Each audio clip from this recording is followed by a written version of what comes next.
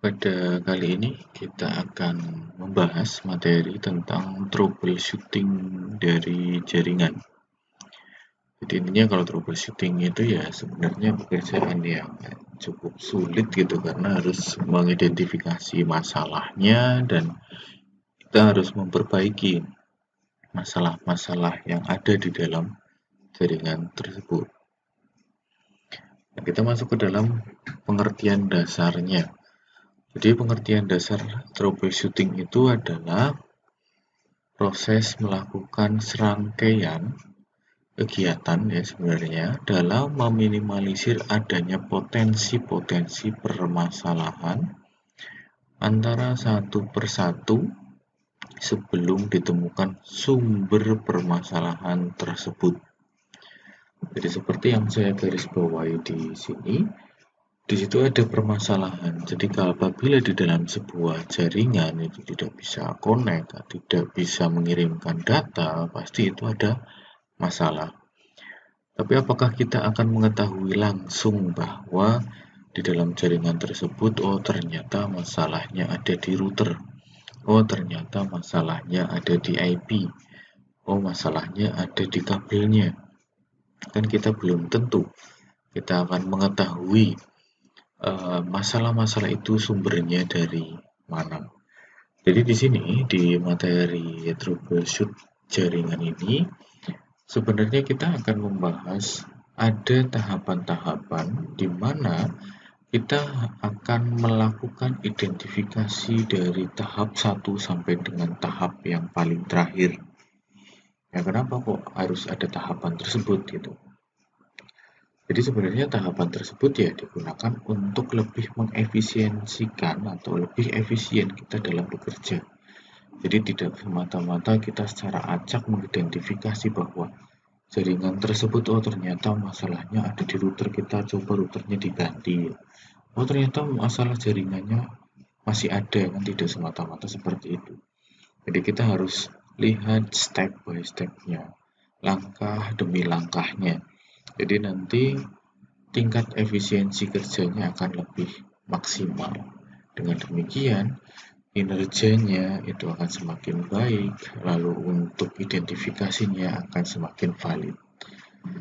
Seperti itu sebenarnya tujuan dari troubleshoot sendiri. Nah, seperti pada gambar sebenarnya kita itu ya, kita kan diidentikan gitu ya dengan teknisi sebuah jaringan gitu. Jadi kalau di sebuah jaringan gitu ya, itu ada masalah, kita akan mengecek di jaringan tersebut. Jadi dari contohnya dari kabelnya, dari perangkatnya, gitu ya. Jadi disesuai dengan step-step yang ada. Hingga nantinya akan teridentifikasi ternyata masalahnya di sini.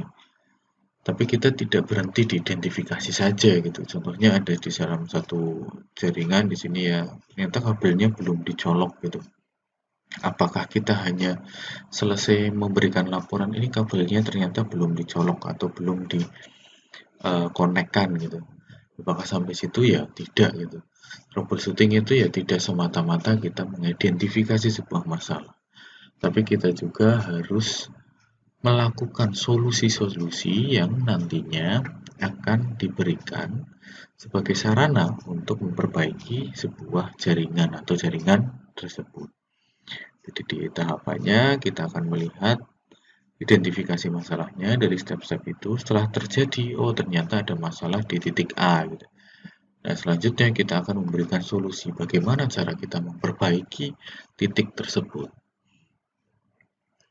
Selanjutnya, nah ini tahapan-tahapan yang tadi sudah saya bahas itu ya. Jadi troubleshoot itu tidak semata-mata memang kita identifikasi langsung gitu. Tidak seperti itu, ada tahapannya. Dan tahapan yang sering digunakan itu menggunakan opsi layer. Yang dimana di dalamnya ada 7 layer yang harus kita cek satu persatu. Gitu. Nah, apa sih itu si OSI gitu ya? Jadi OSI itu memang kepanjangannya dari Open System Interconnection. Jadi sebenarnya dia adalah standar. Standar untuk apa? Standar untuk melakukan pengiriman data gitu. Jadi memang standar-standar itu biasanya memang disebut dengan istilah protokol gitu. Nah, siapa sih yang membuat COC ini gitu? Jadi ada satu organisasi yang namanya ISO. Nah, ISO ini dia membuat standarisasi untuk pengiriman data yang disebut dengan OC itu. Nah, ISO itu memiliki kepanjangan dari International Standard Organization. Jadi, kenapa kok perlu standar gitu pertanyaannya? Jadi, di dalam sebuah teknologi gitu, kita memang sangat memerlukan standar atau protokol. Gitu. Jadi, standar itu digunakan untuk berbagai negara atau berbagai institusi atau berbagai perusahaan itu akan membuat sebuah teknologi, tetapi walaupun beda perusahaan, walaupun beda negara, walaupun beda apa istilahnya institusi, itu tetap bisa terkoneksi satu dengan yang lainnya. Makanya di situ diperlukan yang namanya protokol atau standar. Nah, setelah si OC itu membuat standar tersebut, gitu ya, selanjutnya OC akan menerapkan di dalam sebuah konfigurasi jaringan. Ya, sebenarnya tidak hanya OC gitu ya, ada TCP juga. Tetapi kenapa kok yang dipilih malah TCP gitu ya? Sebenarnya kan OC lebih lengkap dibanding TCP gitu. Kalau OC punya 7 layer, kalau TCP hanya memiliki 4 layer gitu. Nah, sebenarnya balik lagi ke popularity gitu. Popularity-nya lebih banyak di TCP sehingga jaringan-jaringan sekarang menggunakan standar TCP. Tetapi pada dasarnya untuk melakukan troubleshooting atau untuk melakukan identifikasi masalah itu sebaiknya tidak menggunakan TCP, tapi sebaiknya itu menggunakan OC. Nah, kenapa kok harus atau sebaiknya menggunakan OC layer? Karena di sini si OC memiliki 7 layer utama. Jadi secara tidak langsung, apabila si OC itu memiliki 7 layer, maka identifikasi masalahnya akan lebih detail. Gitu. Sehingga untuk troubleshooting itu biasanya menggunakan referensi dari OC layer tersebut. Nah, nanti akan kita bahas bagaimana sih kok kita menggunakan referensi OC tersebut, tidak menggunakan TCP. Lalu tahapan-tahapan dari OC itu seperti apa? Nah, nanti kita akan bahas itu. Tapi sebelum masuk ke dalam identifikasi masalah, kita harus paham betul atau harus mengetahui tentang OC layer tersebut. Jadi, pertama-tama sebelum masuk ke sana, kita akan mempelajari OC layer. Nah, di dalam OC layer di sini itu ada 7 layer. Jadi layer yang pertama itu adalah layer yang paling bawah. Ya, ada physical layer. Yang kedua ada data link. Yang ketiga ada network. Yang keempat ada transport. Yang kelima itu decision. Keenam ada presentation. Lalu yang terakhir ada application. Lalu untuk identifikasinya, OC memang dibagi menjadi 2 layer. Yang pertama ada upper layer. Dia berada di istilahnya di jaringannya pelanggan gitu ya, maksudnya yang user interface-nya itu bisa diberikan ke pelanggan. Jadi ada session, presentation, dan application. Itu memang pelanggan akan tahu atau penggunanya akan tahu bahwa di situ ada upper layer gitu, diketahui oleh penggunanya gitu. Dan ada satu lagi yang namanya lower layer atau layer yang bawah gitu. Dan di sini yang tidak berinteraksi langsung atau tidak diketahui oleh pengguna atau pelanggannya. Jadi di situ ada transport, network, data link, dan physical. Nantinya akan kita bahas secara detail. Maksudnya dari masing-masing layer itu apa gitu. Nah di sini kalau ya sekilas untuk garis besarnya, kalau physical berarti dia berkaitan dengan kabel gitu. Ada Ethernet, ada fiber, ada wireless gitu ya, ada kabel, ada medianya itu apa gitu. Nah, di situ ada perangkat juga, perangkat yang digunakan di physical layer. Jadi dia digunakan hanya di layer satu saja. Perangkatnya itu namanya hub dan repeater gitu. Lalu ada juga di sini layer kedua. Layer kedua itu ada layanan namanya Ethernet dan ATM, Autonomous Transfer Mode itu ya, ATM itu. Jadi di sini di data link itu biasanya berkaitan dengan physical addressing. Jadi alamat fisik ya, alamat fisik biasanya ya gampangnya itu biasanya kita sebut dengan MAC address, itu berada di layer 2 atau data link. Ya, perangkat apa saja yang bisa digunakan atau yang mengadopsi layer 2 itu ya, itu ada switch dan ada bridge, itu ada di situ semua. Jadi kalau semisal kita menggunakan switch gitu ya, berarti switch bekerja di layer berapa? Dia hanya bekerja di layer 2. Nah, pengiriman datanya bagaimana alamatnya? Apakah menggunakan IP address? Ya tidak jawabannya. Kalau switch dan bridge itu menggunakan MAC address karena dia hanya bekerja di layer 2 saja. Lalu untuk selanjutnya di layer ketiga itu ada beberapa layanan, ada IP, ada SMP, ada IPX, ada ARP gitu.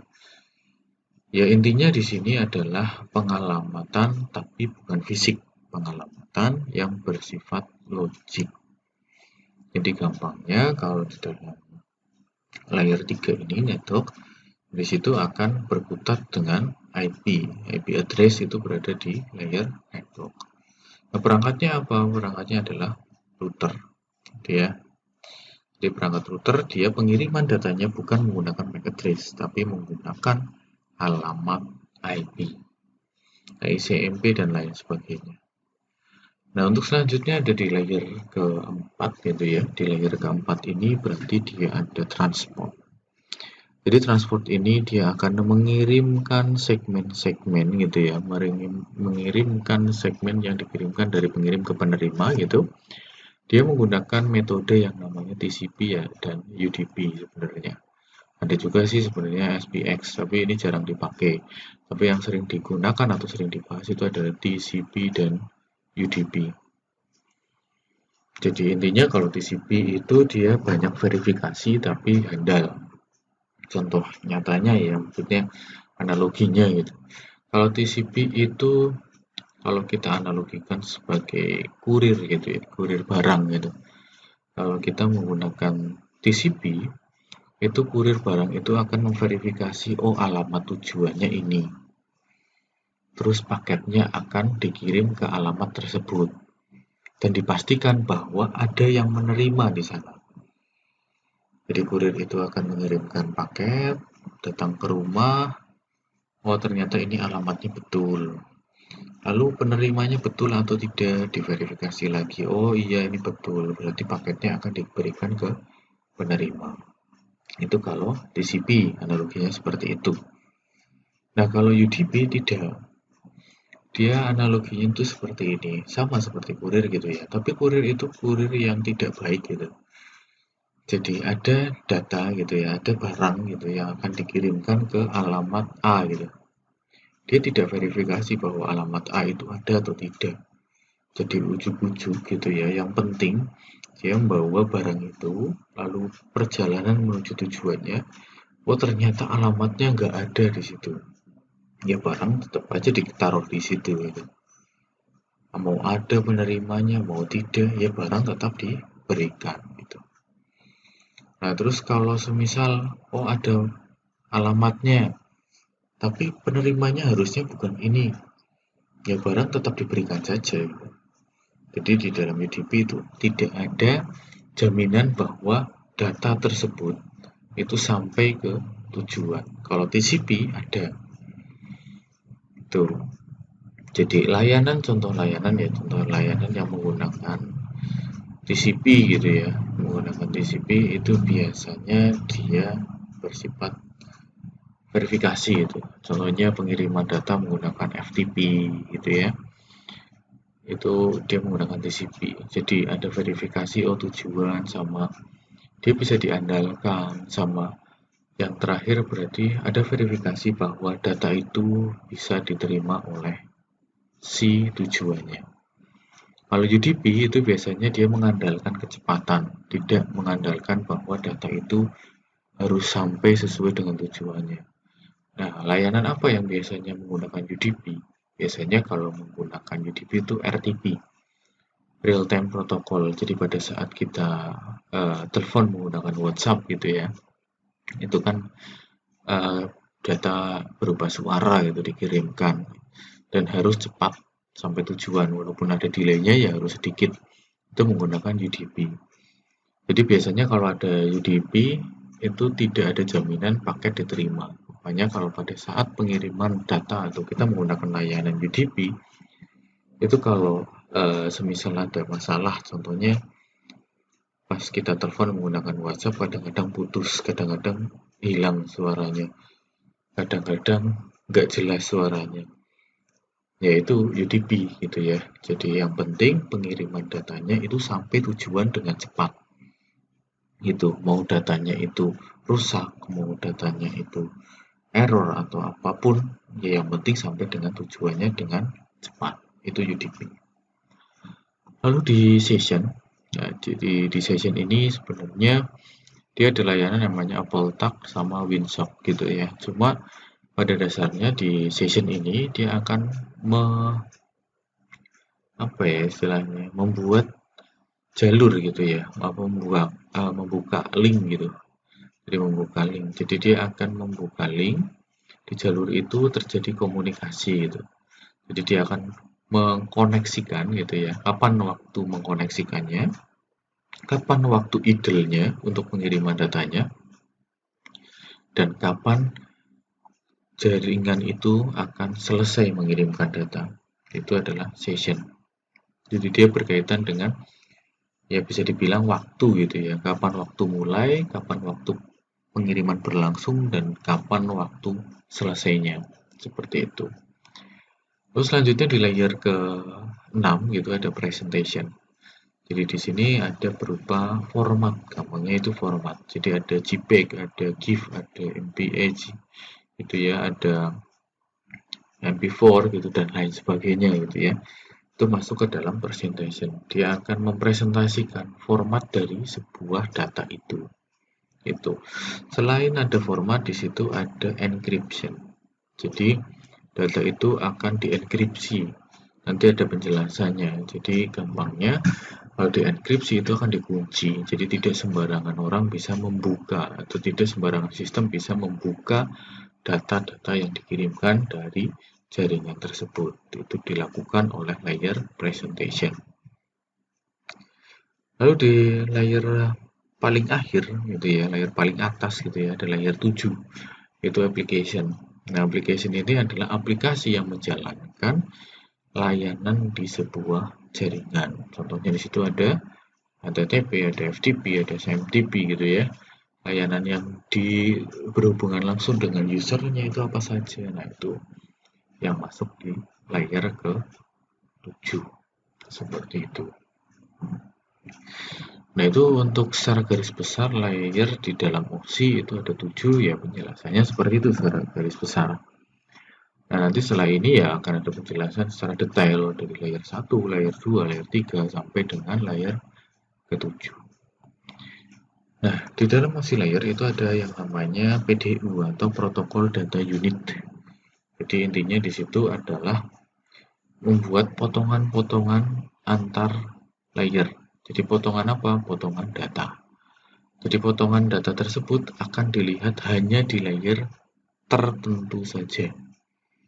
Gitu ya. Jadi setiap layer memiliki protokol data unit yang berbeda. Nah, proses penggabungannya antara potongan-potongan itu disebut dengan enkapsulasi. Lalu untuk proses memecahnya lagi itu ada proses yang namanya dienkapsulasi. Itu ya, dengan urutan enkapsulasi itu dari atas ke bawah, berarti dari layer 7 sampai ke layer 1. Nah, kalau semisal dienkapsulasi berarti kebalikannya. Dari layer bawah ke layer atas, berarti dari layer 1 sampai dengan ke layer 7 seperti itu. Nah, ini contoh enkapsulasi di dalam PDU ya. Di situ ada TCP di data gitu ya, ada IP itu namanya paket gitu ya. PDU-nya namanya paket, ada Ethernet atau MAC address itu ada di frame gitu ya. Lalu dia akan berubah jadi bit, lalu dikirimkan ke physical dan diuraikan lagi, itu proses dienkapsulasi dari frame. Ini ada frame-nya, lalu dia akan naik lagi berubah paket gitu ya, dipecah lagi, datanya berubah namanya paket, dipecah lagi menjadi segmen di layer 4, lalu di layer 5 sampai dengan 7 itu akan berubah data gitu ya. Jadi kalau diulangi dari data nanti itu berubah menjadi namanya segmen gitu ya, terus ada berubah lagi namanya paket gitu, terus ada berubah lagi namanya frame gitu ya, dan ada bit stream atau bitnya gitu. Lalu potongan-potongan PDU itu Ethernet itu ya, frame itu masuk ke layer 2, lanjut berarti dia akan berubah lagi gitu ya, IP itu masuk di layer 3 frame-nya, lalu berubah lagi dipecah lagi jadi segmen itu TCP akan ditaruh di layer 4, lalu data itu akan dimasukkan ke layer 5 dan sampai dengan 7 seperti itu. Nah, ini nama-nama PDU ya. Di PDU-nya itu biasanya sering muncul kalau pada saat ulangan atau pada saat ujian atau penugasan gitu ya, itu sering muncul. Jadi nama PDU-nya dari layer 1 itu nama PDU-nya adalah bit atau bit stream itu sama. Lalu di layer 2 itu ada PDU-nya namanya frame. Lalu di layer 3 PDU-nya namanya paket. Di layer 4 itu ada nama PDU-nya adalah segmen. Untuk TCP ya, mengikuti layanan TCP itu namanya segmen, tapi kalau semisal menggunakan layanan UDP itu namanya datagram. Dan yang di layer upper layernya ya 5, 6, dan 7 itu PDU-nya berupa data. Datanya ada mulai diolah di layer 5 sampai dengan 7. Oke, kita lanjut lagi. Nah, ini di layer 1 atau physical layer gitu ya.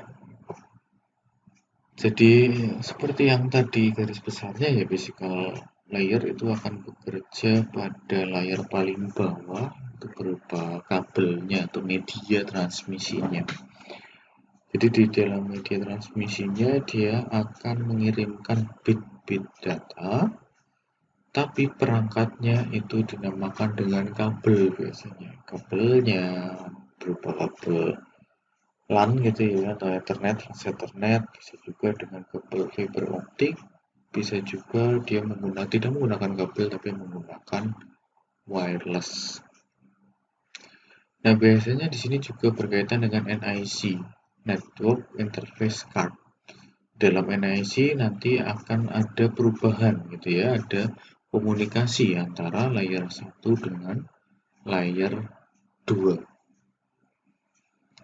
Nah, kalau dilihat dari contoh perangkatnya gitu ya, berarti seperti ini. Sebenarnya menggunakan kabel namanya kabel koaksial gitu ya, atau kabel LAN gitu atau Ethernet, ada wireless, ada juga menggunakan fiber optik.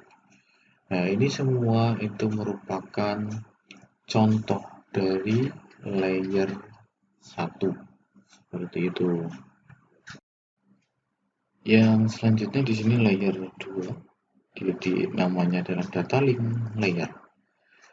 Di sini berfungsi untuk menentukan bagaimana bit-bit data dikelompokkan menjadi format yang disebut dengan frame.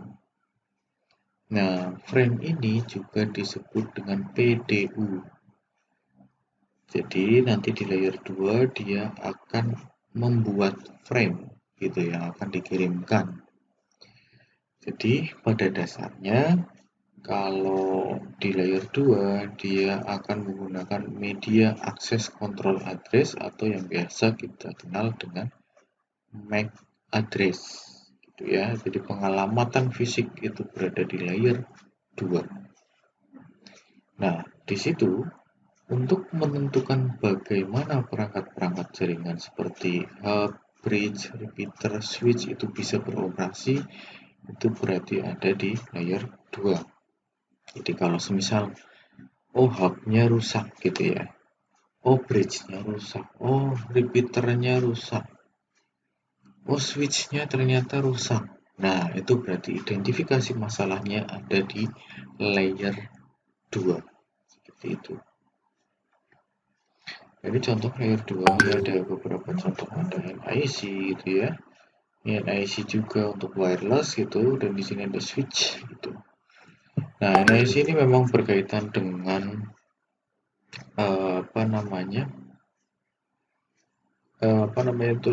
NIC berkaitan dengan layer 1 dan layer 2-nya juga.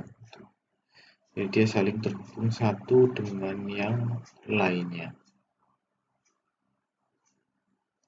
Oke, lanjut lagi di layer ketiga gitu ya. Jadi di layer ketiga ini, di situ berupa network layer, gitu ya. Jadi di layer 3 ada network layer. Dia akan membuat header atau potongan data berupa paket, gitu ya. Nama PDU-nya ya paket gitu. Yang berisi apa? Informasi IP. Jadi ya, seperti yang tadi sudah saya jelaskan di awal. Jadi untuk pengalamatan logiknya itu ada di layer 3. Itu berkaitan dengan IP. Jadi dia tujuan IP-nya seperti apa, terus pengirimnya siapa. Untuk IP-nya dia bekerja di layer 3. Nah, perangkatnya itu berupa router gitu ya. Biasanya yang kita kenal ya memang router. Ada juga switch. Ini switch yang bisa dikatakan ya bukan baru sih, tapi upgrade dari switch yang sebelumnya. Ini juga sudah sering dipakai. Jadi switch di situ bekerja di layer 3. Jadi di dalam switch tersebut bisa dimasuki alamat IP, bisa juga dimasuki routing. Itu berarti switch layer 3. Biasanya harganya ya berbeda gitu ya, lebih mahal dibanding switch pada umumnya biasanya. Itu switch layer 3, switch yang sudah pintar gitu ya. Nah, ini contoh untuk pengiriman data itu ya, antara perbedaan antara di layer 3 dan layer 2 gitu. Jadi kalau dari gambar animasi di bawah ini gitu ya, itu datanya akan sama untuk setiap perangkat gitu. Begitu juga alamat IP-nya. Jadi kalau alamat IP, contohnya source-nya. Source itu berarti pengirimnya, pengirimnya adalah IP-nya sini. Tapi penerimanya itu menggunakan alamat IP yang ada di sini. Dan IP-nya itu tidak akan berubah untuk masing-masing perangkat. IP-nya tetap mengidentifikasikan bahwa dia berasal dari sini, lalu akan dikirimkan ke sini. IP-nya tetap seperti itu ya, source sama destination-nya. Nah, ini berbeda kalau kita menggunakan layer 2. Kalau layer 2 itu MAC address-nya akan berubah. Contohnya dari perangkat yang ada di sini. Ini source-nya menggunakan MAC address ini. Tapi destination-nya apakah yang ini? Tidak. Destination MAC address-nya adalah yang di sini. Lalu setelah sampai sini, router yang pertama, source MAC address-nya bukan di sini lagi. Source MAC address-nya berarti ada di sini. Destination MAC address-nya ada di sini. Nah, setelah masuk ke router yang kedua, sama. Source MAC address-nya ada di sini, destination MAC address-nya ada di sini. Begitu juga yang terakhir. Kalau sudah masuk di router terakhir, source-nya ada di sini, destination-nya ada di sini. Itulah bedanya antara layer 2 dan layer 3.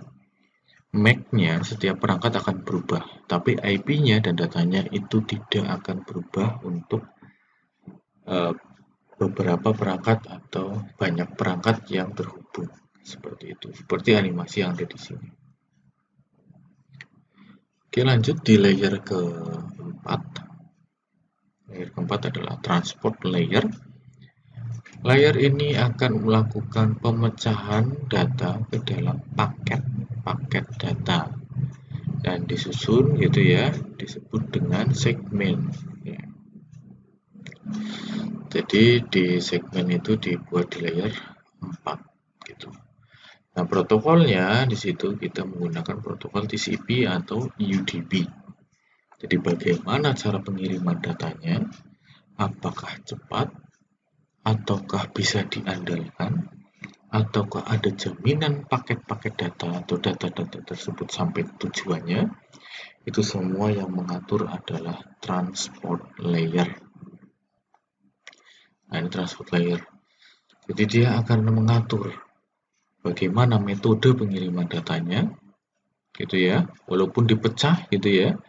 Nanti contohnya, oh ini ternyata paket menuju ke chatting. Dia akan disusun lagi, disusun masukkan ke chatting.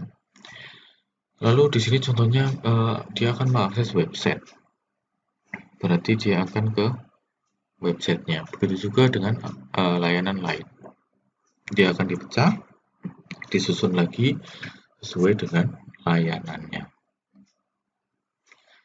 Lalu di layer kelima, session, di sini dia akan mengidentifikasikan bagaimana koneksi dibuat, dipelihara, dan dihancurkan. Ya gampang, ya kan? Bagaimana dia mulai menjalin hubungan, selanjutnya dia menjalin hubungan, dan bagaimana dia menyelesaikan hubungan tersebut, gitu. Yang bekerja di session layer atau layer ke-5. Nah, ini session layer seperti ini contohnya. Dia akan mengidentifikasi, oh ternyata itu dikunci masuk. Oh ternyata itu langsung saja gitu. Oh ternyata itu nggak ada koneksi gitu kan, tidak boleh ada koneksi ya, seperti itu. Yang mengatur semuanya adalah session layer. Lalu untuk selanjutnya lagi di sini ada presentation. Jadi presentation di sini dia akan bekerja dengan mentranslasikan format data yang hendak ditransmisikan. Jadi di situ dia akan mengidentifikasi format dari data tersebut apa sih sebenarnya. Oh ternyata formatnya JPEG. Oh ternyata formatnya PPTX gitu. Oh ternyata formatnya .tix gitu ya. Terus ada lagi, oh formatnya ternyata MP4 gitu. Oh ternyata formatnya MP3. Nah seperti itu. Dia yang melakukan identifikasi dari jenis file yang akan ditransmisikan atau dikirimkan. Nah, di situ ada proses juga namanya enkripsi dan dekripsi, di mana data-data itu akan dikunci. Jadi tidak semata-mata siapapun bisa membuka isi dari data tersebut, tapi akan dienkripsi sesuai dengan format yang ada. Jadi JPEG contohnya ya harus bisa dibuka dengan aplikasi yang mendukung JPEG, yang baru bisa membuka JPEG tersebut. Ini contoh analogi ya untuk presentation layer. Di sini ada convertingnya dari bit, ada enkripsinya gitu. Begitu juga sebaliknya kalau sampai tujuannya. Contoh dari enkripsi gitu. Jadi ada format-format tertentu untuk membuka layanan atau membuka format dari file tersebut. Selanjutnya layer ke-7 atau layer yang terakhir. Di sini merupakan layer di mana interaksi atau interface gitu ya kepada end user atau penggunanya atau pelanggannya atau pengguna gitu ya. Jadi itu menggunakan aplikasi. Di layar aplikasi itu biasanya kalau kita mungkin membayangkannya rada sulit, dibayangkan saja bahwa di situ ada HTTP, ada FTP, ada SMTP gitu ya. Untuk membuka web, untuk mengirimkan data, untuk mengirimkan email gitu ya. Itu menggunakan layanan apa? Ada HTTP, ada FTP, ada SMTP. Yang mengatur layanan tersebut ada di layer ke-7. Jadi dia yang berhubungan langsung kepada end user-nya atau penggunanya. Jadi penggunanya mau ngapain gitu ya. Itu ada di layer 7. Tuh. Contoh di analogi untuk layer 7 di sini contohnya kita mau browsing gitu ya menggunakan Google Chrome atau ada apa namanya Mozilla, ada Internet Explorer gitu ya, itu kan menggunakan HTTP gitu. layanan HTTP. Nah, secara otomatis orangnya atau end user-nya dia akan langsung interaksi ke layanan yang ada di PC-nya atau di laptopnya. Nah, yang melakukan transaksi tersebut itu ada di layer ke-7 ini. Itu juga apabila kita menggunakan Skype gitu ya, apabila kita menggunakan email, atau menggunakan layanan Office gitu ya, semuanya itu yang terinteraksi, yang kelihatan di kita, itu masuk di layer ke-7. Mungkin itu ya untuk penjelasan layer-layernya dulu sebelum kita masuk ke pembahasan lebih detail gitu ya terkait bagaimana identifikasi masalahnya itu seperti apa, lalu bagaimana solusinya gitu ya, itu akan dibahas di selanjutnya nanti. Jadi ini hanya fokus di dalam OC layer dulu. Setelah itu identifikasi masalahnya di layer 1 ada apa, layer 2 ada apa, dan seterusnya. Solusi dari masalah-masalah tersebut apa.